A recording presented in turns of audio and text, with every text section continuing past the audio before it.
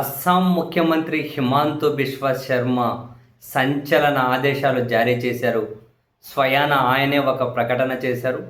ప్రభుత్వ ఉద్యోగులు ఎవరైనా మొదటి భార్యకు అధికారికంగా విడాకులు ఇవ్వకుండానే రెండో పెళ్లి చేసుకున్నా, లేదా సహజీవనం చేసినా, లేదా మొదటి భార్యతో విడాకుల కేసు ఏదైనా కోర్టులో పెండింగ్లో ఉండంగానే అది తేలకుండానే రెండో పెళ్లి చేసుకున్నా, ఏది జరిగినా కూడా ఆ ఉద్యోగి జీతంలో 20% కట్ చేసి నేరుగా మొదటి భార్య అకౌంట్లో జమ చేస్తామని.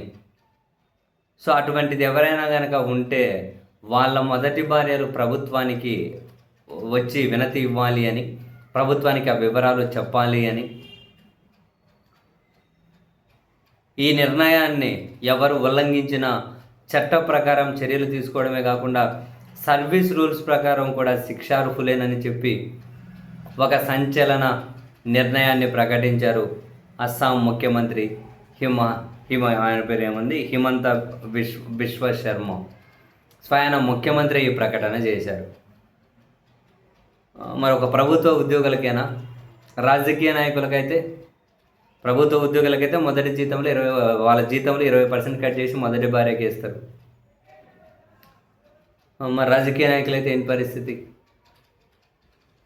అండ్ రెండో పెళ్లి చేసుకుని 20% కట్ చేస్తే కొందరు మొదటి భార్య ఉండంగానే ఇంకొకరితో సహజీవనం చేసే పిల్లలే కానీ, అటువంటి భార్య ఉండంగానే మళ్ళీ మూడో వాళ్ళతో సహజీవనం చేసే పిల్లలు కానీ, మరి ఇటువంటి వాళ్ళ పరిస్థితి ఏంటి? జనరల్గా లేరా ఇట్లాంటి వాళ్ళు? ఉంటారు లేడో దగ్గర.